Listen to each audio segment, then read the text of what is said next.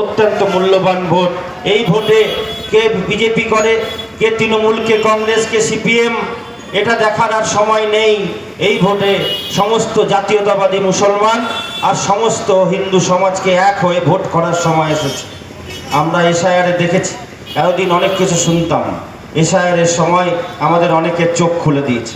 SIR হওয়ার সময় আমরা টিভির পর্দায় দেখছিলাম একটা এসআইআরে কিছু কিছু জায়গায় একটা ব্যক্তির 400টা ছেলে, 360টা ছেলের বাবা, 40 বছর বয়সে সে নাতি নাতনি হয়ে গেছে, তার 15 বছর বয়সে 2 ছেলে 3 ছেলের বাবা হয়ে গেছে। এই এসআইআরে আমরা দেখেছি কি কেন এরকম ঘটনা ঘটলো। তার কারণ দীর্ঘদিন ধরে আমরা দাবি করে আসছিলাম এই পশ্চিমবঙ্গে, এই মুর্শিদাবাদে অনেক অনুপ্রবেশকারী দীর্ঘদিন ধরে পশ্চিমবঙ্গে অনুপ্রবেশ করেছে। 34 বছরে বামপন্থীরা এই অনুপ্রবেশকারীদেরকে ভোট ব্যাংক হিসেবে কাজে লাগানোর জন্য দেশের সুরক্ষার কথা ভাবেনি, নিজের ধর্ম রক্ষার কথা ভাবেনি, ভারতীয় সংস্কৃতি, ভারতীয় কালচারের কথা ভাবেনি।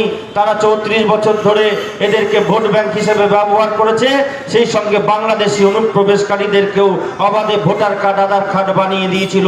মমতা ব্যানার্জি নিজে স্বয়ং 2005 সালে এই বামপন্থীদের বিরোধিতা করতে গিয়ে আমরা দেখেছি সংসদে কাগজ ছুঁড়ে মেরেছিল এবং তিনি দাবি করেছিলেন যে বামপন্থীরা প্রতি বছর এই অনুপ্রবেশকারীদের ভুয়ো ভোটার কার্ডে তারা ভোটার কার্ড করে দেয় এবং সেই ভোটে বামপন্থীরা প্রতি বছর জেতে। এ কথা মমতা ব্যানার্জি এক সময় দাবি করেছিল 2005 সালে।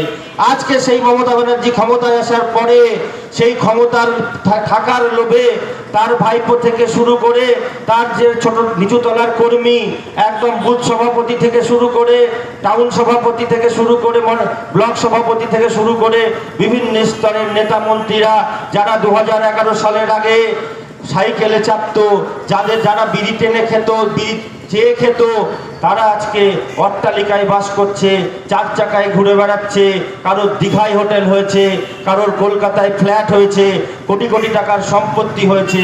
তৃণমূল নেতাদের উন্নয়ন হয়েছে, 15 বছরে সাধারণ মানুষের কোনো উন্নয়ন হয়। এই লালবাগ শহরের জন্য কি করেছে তৃণমূল কংগ্রেস? পশ্চিমবঙ্গবাসীর জন্য কি করেছে তৃণমূল কংগ্রেস? কটা বেকার যুবকের চাকরি হয়েছে? যাদের চাকরি হয়েছিল সেই 26,000-এর তো আবার চাকরি চলে গেছে। এই তৃণমূলের জামানায় আমরা প্রথম দেখেছি চাকরি পেয়েও আবার চাকরি চলে যায়। আর চাকরি কাদের হয়েছে? প্রতি বছর এসএসসি হয় না, টেট হয় না, এসএসসি হলেও টেট হলেও প্রতি বছর তাদের প্রশ্নপত্র ফাঁস হয়ে যায়, বিভিন্ন রকম দুর্নীতি হয়, ফাঁকা খাতা দিয়ে চাকরি হয়। তৃণমূল নেতাদের পরিবার, আত্মীয় স্বজন, এমনকি তৃণমূল নেতাদের বাড়ির চাকররাও প্রাইমারি স্কুলের শিক্ষক হয়ে যায়, হাই স্কুলের শিক্ষক হয়ে যায়। আমরা এই তৃণমূলের সরকারে এটাও দেখেছি, মাধ্যমিক পাস করেনি, উচ্চ মাধ্যমিকও পাস করেনি, সার্টিফিকেটটাও পর্যন্ত 10 লাখ 5 লাখের বিনিময়ে জাল সার্টিফিকেট কিনে সে মাধ্যমিক পাসও করেনি, সে হয়েছে হাই স্কুলের শিক্ষক, প্রাইমারি